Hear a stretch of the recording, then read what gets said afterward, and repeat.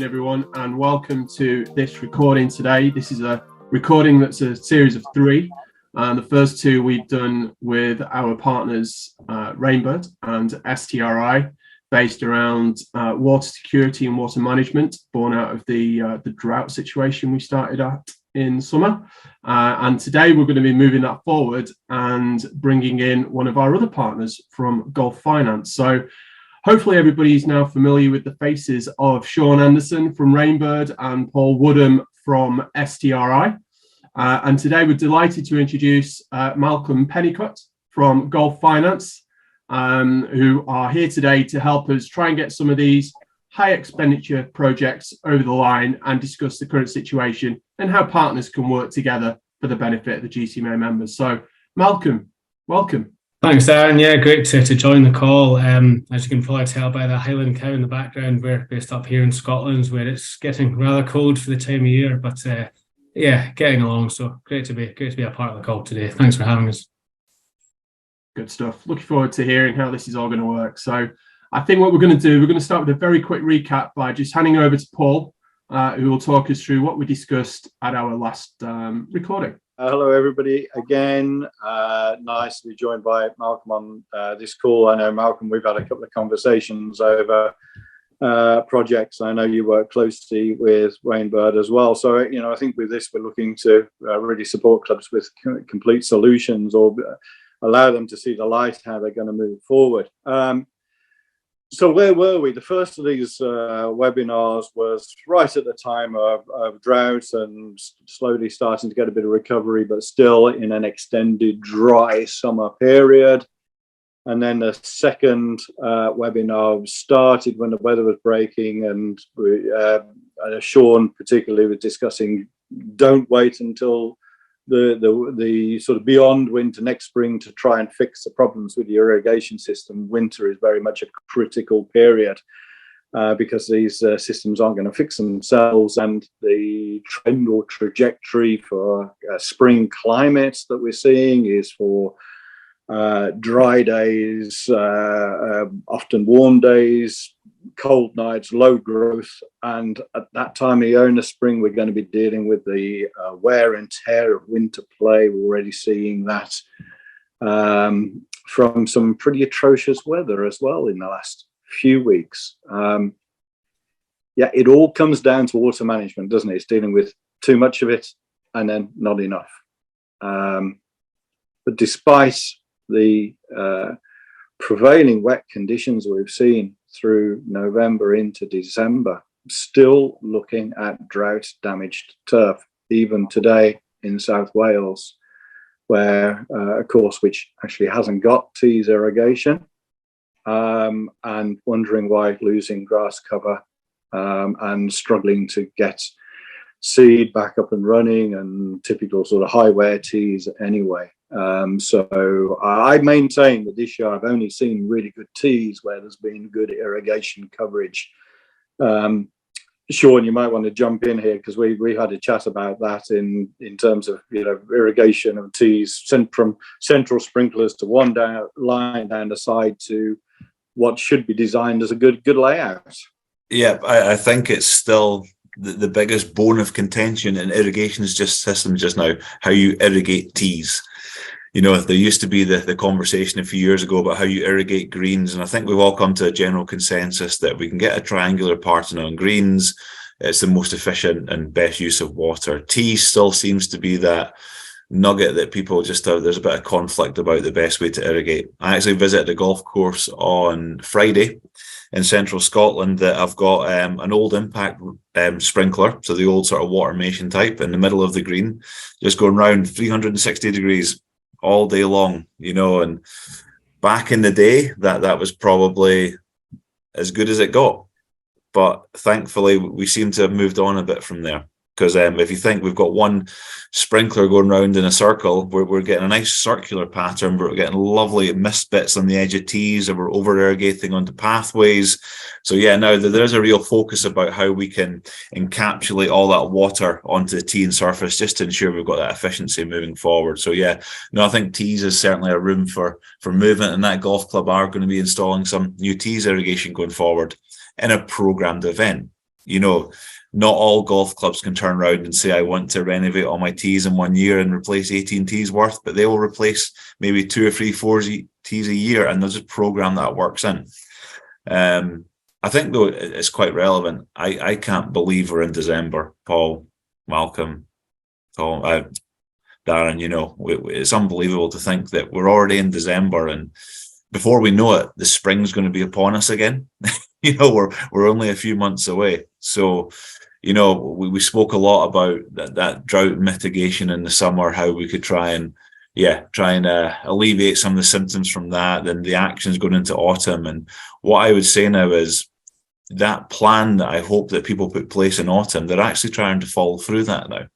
They're starting to look at how they can actually make those improvements moving forward, because Christmas holidays, in the next week, everything's going to be shutting down. Everyone slows down, and all of a sudden we're in January. Then we're in January, February, and all of a sudden we're in March. Everyone's doing their renovations, and no one's got time anymore. So, this is the time for action. Well, that's that action. The Rainbird Big Five, Hapner. See, I do listen, Shaun. Well done. Well done. It's been a useful point. So I'm going to be clever now, and I'm not going to be clever. I'll leave you to explain Hapner, but I think it was a really important point for people to sort of crack on with, even if it's service and let alone planning sort of repairs and upgrades. But maybe sort of repeat what Hapner was. Yeah, so Hapner is, I've heard that so much since the summer. It's been fantastic. I feel that the message is getting out there. So Hapner is the 5 basic steps that a golf course can undertake to really service and audit their own irrigation system. Not every golf club can all of a sudden go out and replace a brand new system. They've got to do it in a phased approach. Or not even a phased approach. Maybe there's just not the finances to do it full stop.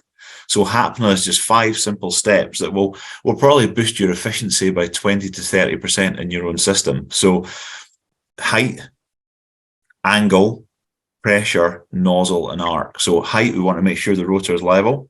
Angle, we want to make sure the rotor is level again. It's not leaning forward or leaning back the way. Pressure, we want to ensure it's the correct pressure. We don't under pressure or over pressurize. So we want head-to-head coverage, because that's where efficiency comes in. Nozzle, and being a former greenkeeper, I know that we were guilty on occasion that if the nozzle was damaged, we would find one sitting in the drawer and we would just say, go and stick that in the rotor.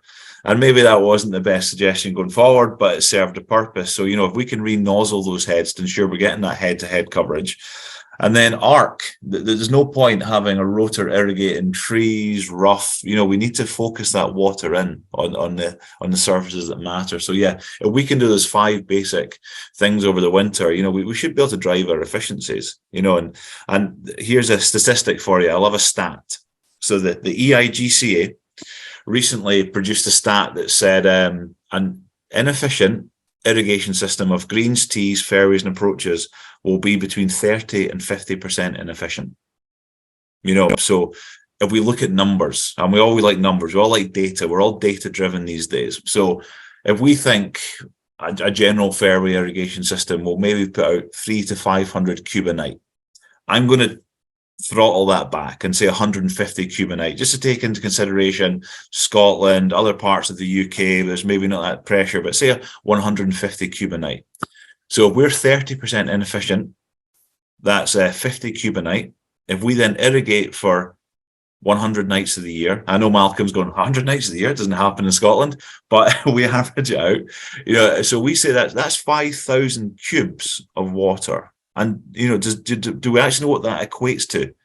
That's 5 million litres of water in excess we put into that golf course. So, we're looking at the efficiencies, we're looking at the pump performance, looking at the cost of electricity. Everyone's worried about the cost of electricity, the cost of water, the challenges associated with water supply. And, Paul's mentioned it so many times, we've got to safeguard our water supply. So why are we applying 5 million extra litres to our golf course that really isn't necessary? So if we can do those 5 basic things Hapner, we can reduce those down. We might not be perfect, but it gives us half a chance moving forward. Well, I think it started as a positive message, Shaun, and then sort of went into the woes and the troubles, and I'm going to add to that with some, I guess, some concerning information. What have we seen this year as agronomists? Well, I think overall we see less people pulling potable water, pulling directly from mains now, but more sort of relying on boreholes and even new solutions where we're installing boreholes, and that needs to be carefully thought out, because the reality is that we have been seeing boreholes drying up this year. And that's been either unlicensed boreholes, 20 cube a day abstraction, or even their licensed boreholes, and we know it's going to get harder and harder. Now, the concern, I went to an interesting seminar this year where Environment Agency and Anglian Water were presenting and talking about the difficulties that people are going to have in the future, and there's a lot of onus placed on water companies now with new regulation to be cleaning up their act, stopping leaks, eliminating pollution, etc. As they explained in their seminar, there are 3 levels of restrictions that will be imposed by the water company. Level 1 is sort of conservation, water conservation messages. So, take a shower for 5 minutes, not 25 minutes, and wash your broccoli in the same water as your potatoes. So all of those sort of good messages, which we hear all the time and should be doing. The second level of restriction is temporary usage ban, tubs, hose pipe bans, as we saw this year, with various, some with constraints over when we shouldn't be watering or can't watering. And I think there was only one water company that was very tight on the use of that. And we're going to see more of those, that's for sure. Level 3, and this is a worry. Now, level 3, quote, is the watering of plants on commercial properties will be banned. Now, I've been in greenkeeping, a golf course manager for numerous years. So you'd always think, well, surely, but our greens, that's our livelihood. Okay, we might not be able to irrigate teas or surrounds or whatever, but greens is absolutely critical to our business. There will be no give on that. Now, this is for water that's supplied directly by the water company, i.e. possible water or mains water. So you've got to be looking at water harvested or abstracted. And we know the risk with abstraction because we've seen boreholes dry up. And where we're trying to abstract out of direct water courses, etc., harder to do because they're already over abstracted in many areas. Now, southwest water, they were saying, is actually is a critical area. You wouldn't think it, but I've been in South Wales today, and that's still dry. And the soils are still dry. And this week, temporary usage bans, hose pipe bans have been lifted by Thames Water. We're now into December, after significant rainfall, but Southwest Water still has restrictions as some of their reservoirs are still at 24 to 43% capacity. Concerning. So reinforce that message now, unless we have a sustained above average rainfall for the rest of the winter, there could be real problems. So I guess it sort of focuses our mind in sort of improving the accuracy, the efficiency of water, the efficiency of energy, how we move water around, conserving water and where the water is going to come from. And in previous webinars and articles, that's very much what STRI are looking at, the sustainable water sourcing and water security. You must be getting asked a lot, Paul, about the water sourcing. How can we make ourselves more sustainable for the future? That must be one of the first questions that gets asked every time you walk on site. Well, no, actually, it isn't. That's a worrying thing. I don't think people. I think there's still a bit of complacency where the water's coming in, or people going for the easy option. And at the seminar, when somebody from a school actually said, look, I can harvest water, but I can't store it. Can we discharge it back to the aquifer and then bank that water and abstract more when we need it? In theory, they said yes. In practice, no, because you will not be able to guarantee the water quality going back to the aquifer. So no. right, so I may as well put an unlicensed borehole in. And they were like, that's exactly what we don't want people to do. We've got to think of more sustainable ways and securing, taking water from drainage, or more from sort of abstraction or harvesting off car parks, clubhouses, roofs, tanking more water, all these sorts of things. But these things don't come cheap, as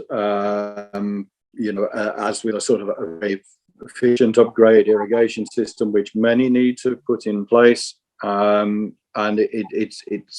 message from STRI is really sort of think about this at the planning stage, and think about not necessarily the solution that's going to get you through the next 5-10 years, or may lead to disappointment in the next 5-10 years or beyond.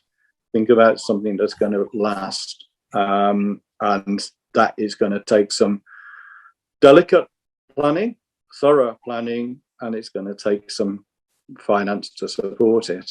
I guess, Malcolm, this is where you jump in, because many of the clients we work with say, how are we going to afford that? Yeah, I think it's for a lot of golf clubs, they have something that they know they need to tackle, whether that's the irrigation systems themselves. And as Darren touched on earlier, we do a lot of work with Rainbird and do a lot of kind of financing for their projects. And there's a lot of clubs that are looking at irrigation systems or water sourcing problems and challenges, and they know what they need to do. They know, where they need to be and what the project is. But they're looking at a capital cost of perhaps even into the millions of pounds, and it could in fact be the biggest expenditure that business has in its history and might ever have, to completely renovate and redo what could be a 30, 40, 50-year-old system. So they know what they need to do, but it's getting there that's the challenge. They're looking at this potential cost, and they just can't move forward with it because they're unaware that it is something that you can finance, that you can secure a funding package for. And is very much trying to make the financial cost of these projects sustainable in the long term, the same way the project is going to, improve the product, is going to kind of change the business massively. It's trying to secure a funding package and have the financial cost of this project align with the club's cash flow, align with a long-term strategy. And Shaun, you touched on the inefficiency of so many watering systems, so many irrigation systems at the moment. If you get a new system in place, then again you'll be saving money on the water sourcing, on the amount of water you're putting on the course. So again, it's trying to make what at first glance to a golf club seems like an insurmountable challenge in terms of the financial cost. It's trying to break that down in terms of what that golf club needs, in terms of funding, in terms of securing probably a finance lease is the most common one that we would do, in order to make that project affordable, sustainable, and the club can move forward with it. And many of the clubs that we're having this conversation with at the moment is trying to make them realize it's not, is this going to happen? It's when is this going to happen? This is something that needs to happen, whether that be 1 year, 5 years, 10 years, you're going to have to do something about this. And it's about speaking to the experts in the industry, those that have experience of delivering these projects, both on the irrigation side, on the consulting side, and on the financial side as well. So yeah, that's where we're kind of coming in and looking at it. And having been with the GCMA as a partner now for a year, irrigation really is that kind of hot topic. It is that one that we were getting a few inquiries for a year ago, a year and a half ago, whereas now it's, every week we're getting 2 or 3 new inquiries about it, just because a lot of clubs are looking at it and looking at what they need to do. And it may be that it's, we talked about the contractors being very busy at the moment, being booked up, but we're seeing more and more clubs discussing winter 24, 25, even going into 25, 26. And that's great, because, the more planning we can put in place for these projects, the better that they can be implemented at the time. And the golf clubs can do, due diligence to doing the research and doing their planning on all areas of the project. So yeah, I guess that's where we would kind of bolt on to the, we talked earlier. We talked earlier about how we're nearly in, or nearly at Christmas already. We're already in December. It's going to be January soon, and we'll be in the season already for 23. things move on, and golf clubs will miss the boat unless they do get booked in and they get these plans in place, I guess. So yeah, certainly that's where we would come in on the financial side of things. Yeah, so no, 100% what Malcolm's saying. Contractor availability is one of the biggest challenges in the market just now. The contractors, I would say, are 80 to 90% fully booked for 2023 already, and we've never seen that in the industry before. Usually contractors are still looking at getting projects tied up into the spring and into the summer. Now, a year in advance, a majority of contractors have got full books for next year. So yeah, if you are looking at doing something, move quickly. There are different levels of irrigation renovations you can do, though. You know, we're talking about that big irrigation project, you know, and Malcolm's right. People get scared by that balloon number. They see this huge number and they go, we literally can't afford that. That's inconceivable that we could ever spend that kind of money in the golf course. As Malcolm said, finance packages 1, 5, 7, 10 years, all of a sudden that number becomes a working number that can fit into the budget every year. You know, all of a sudden it's like, well, we can't afford £500,000, but 50 grand a year sounds a bit more feasible, you know. But then we need to remember that if we're driving, and this is what Paul was saying earlier about courses are starting to struggle now with turf quality. If we've got a healthier golf course all year round, because we can actually irrigate efficiently and effectively, the turf quality is going to improve. So we're not going to have, hopefully, quite as many agronomic issues going into the winter. We should have a stronger grass species. You know, we should have finer grasses on the greens. We won't have, hopefully, as much, maybe a POA-dominant sward. You know, we won't be as reliant on chemicals. We won't be as reliant on fertilizer. We won't be as reliant on seed. The plant should actually be more healthy and produce a healthier sward for longer in the year. So, yes, we might be spending more in a project for an irrigation system, but we might actually save on seeds, fertilizer, and such like, and other products, because we're going to be healthier. We're going to use less labor because we're not going to be standing with hoses hand watering, you know. So there's so many different things. And sorry, I'll let you jump in now, Paul, in a second. But yeah, you can do the full project. But I know another golf course not far away from you, Malcolm, this year that have reached out to do finance, and they're replacing, I think, 3 or 4 fairways this year. It doesn't always need to be that big job. Irrigation, as long as you've got good nuts and bolts of a system, you can add to it every year. It doesn't need to be that big, huge capital cost every year. You know, you can add additions to it, you know, but just get the basics right. So you're absolutely right, Shaun, in terms of the turf health. And, you know, this is much of the day-to-day job with helping clubs with, you know, understanding the sort of microclimate and environmental conditions, because rarely have I seen product-based solutions really, you know, give anything other than short-term. If we're not addressing the problem causing the issues, then we're going to struggle. So we've got to get better turf health. In terms, I think what perhaps people might not understand is the financial support which is available for these you know, environmental beneficial projects, which will sort of create, I guess, you'll tell me, the security of the business, strengthens it. Is that more favourably looked at for finance now compared to typically I associate for, you know, finance with buying a piece of equipment? Yeah, I mean, I think it's indicative of the way the world is going, and that, you know, we're aware of the need for sustainability, and just like everybody else, the finance houses that we work with are more aware of that need as well.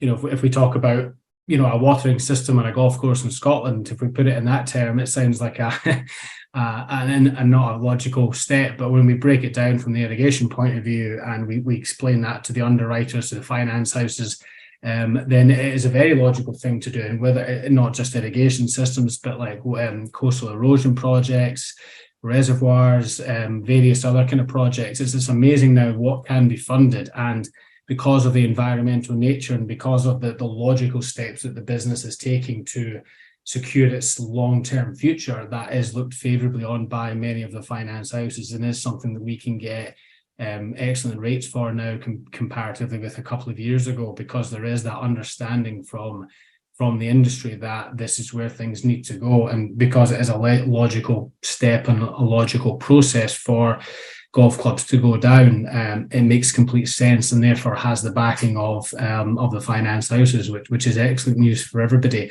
And again, there's various like things that we can look at. For example, doing the projects on a finance lease, which allows the golf club to spread the cost of the VAT through the project. Very often as well, there's no charge required by the finance houses on the golf clubs, because again, they're happy with the projects on the strength of the golf club standing and everything else. So there's a lot of kind of plus points for clubs that are looking to secure these types of these plans and these projects. So again, they might be looking at, again, whether it's the coastal erosion or anything else, they might be looking at high cost for these projects, and they're not aware, it doesn't occur to them that it's something that finance can easily be obtained for, to make it, a realistic project for them. So yeah. But I guess the starting point is getting that sort of high level information together to understand what the problem is, what the potential solutions are, what the constraints are. We're seeing constraints in access to water, but also discharge of water. So, drainage projects as well. And that drainage, as I've spoken before, that drainage project might be part of the solution to provide more water when you want it. It's very, very interesting. I think if clubs can get there right, get a really full understanding of what's available at the moment, what the options are, and then tie up with the right people and then approach it, whether that can be financed in-house or financed out of house through support of yourselves or others. Definitely, and it's different for every golf club. Every club will have its own cash flow, logistical, issues, its own, its own unique characteristics, I guess. And it's just about getting the right funding for the right business. It may be that clubs do have some capital in the bank that they're willing to put towards these projects. So again, they can pay with cash reserves for say half of the project and put down a deposit there. Or they can choose to maintain the working capital. It's entirely up to whatever suits their needs. But I guess it's for them, it's presenting all the options for these projects. It's presenting all the feasible ways forward, and then they then choosing the best way to go down. And we're here, I guess, to help them see what all the avenues are and help them kind of, I guess, see what the possibilities are for each and every project. So yeah. Yeah, you're right, Malcolm, and I've seen that. We've been working together quite closely in the last year, Malcolm, because we can see that the benefits of this, the golf clubs, they get very scared. They're very sort of, we don't want to spend that money. But all of a sudden, when we introduce golf finance to a project of, look, this is actually how you can do it. You don't need to tap into all your cash reserves. You don't need to have this and that. And we very much tailor to their needs, and it's not just for irrigation, but there's big golf courses now that don't want to tap into their cash reserves and will just finance the full project because they'd rather be cash rich, and then should something occur, they've got cash in the bank, so don't feel that if you're going out to finance, it's just because you've maybe got that not level funding. It's for every level of golf club to go out to funding, and I think that's, I really like the way you guys work, because you do try and tailor it for every golf club. Yeah, and I think it's every golf club is different, and it's about understanding that and about building up that relationship and making sure that they can, I guess, they have all the options in front of them. And as you say, even for those clubs that maybe do have the capital to spend on these projects, they're very often better maintaining that and spreading the cost through a period. And, at the end of the day, kind of fixed asset finance as a hedge against inflation. You have that backing. You secure an interest rate, which is a fixed term, a fixed rate. So if you're, say, doing a 10-year funding program, then you know what your payment will be in month 1, and you know what your payment will be in month 120. So you have that hedge against inflation. You have that that kind of fixed cost, and that allows the golf club to plan and put those funds to other use as well. That capital can be, that I get, that is a big key as well, and that's a big part of the discussion we would have with golf clubs is, what is that working capital going to be doing during that time? What other things can be invested in? And just trying to, I guess, look at the whole picture for them and kind of build up the dynamic that way. Yeah. And there may well be funding opportunities coming as the wiser regulations coming with water companies, and may well be new streams of funding available to support clients with environmental security of water, access to water, because as I say, there's going to be an onus on water companies to limit discharge into already sort of overwhelmed storm systems, certainly in urban environments, and protect downstream flooding, etc. So policies can play their part, and there may be opportunities to access other streams of income is for much planning phase, if anything else. Absolutely. A club, so our club that we helped with that, we helped finance a reservoir system down in Surrey. They did get a very small grant for the project, or just to help towards the cost, and it wasn't a huge amount, but every little helps. And again, that helped with them with their project, and that helped them get the ball rolling with it. So you're dead right on that, Paul. It's a good point. Good. And Darren, is there anything else that you think your members would need to know? That, I mean, all of us are available to answer any questions at any time, but on the discussion on this webinar today. I think the members of the GCMA, I think, are now getting used to seeing our partners networking together to form a complete solution for their needs. And I think this is another example of that, of two companies, STRI and Rainbird, now tagging along with Gulf Finance to provide a complete end-to-end solution of getting these projects identified, mapped out, and then over the line financially. I think so long as people know of any additional information they can get from those companies. So I know, Paul, you might have something in the pipework that's coming out soon to help golf clubs identify any issues they might be having, especially this time of year, where you can do a little bit of a survey on some of the winter conditions they might be experiencing. Yes, Darren. So yeah, launching beginning of where we are now, beginning of December, there'll be a 4-month offer for GCMA members to be able to access site visit discussion. We're looking at, as I say, everything sort of around sort of water management, environmental management, management of turf. So I know Rainbird have support for GCMA members as well with the audit of evaluation of irrigation systems. So we can very much complement that. This is a free service at the moment. Just to provide that further understanding of how water is actually going to be used.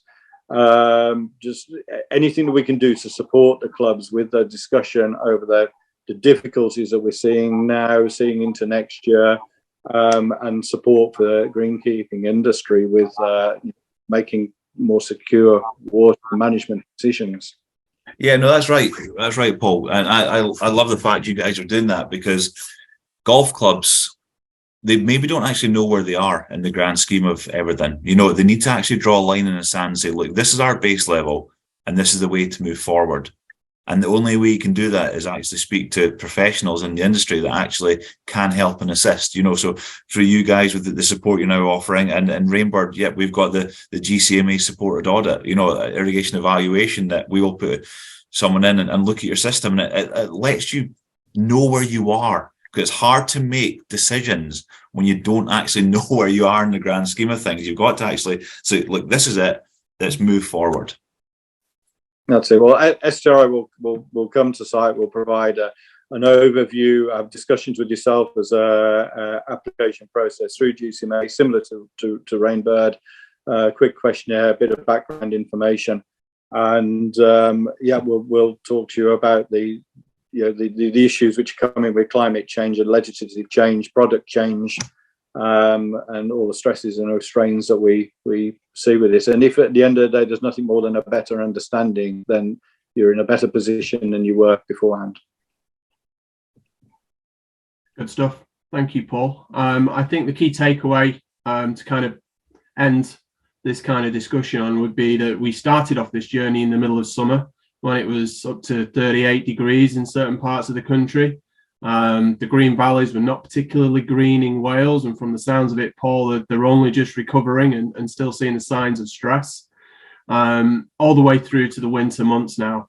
and we're looking at this joined up solution of using all our knowledge as a network team, as a team of partners, and then adding in Malcolm and his team at Golf Finance to help get these projects over the line.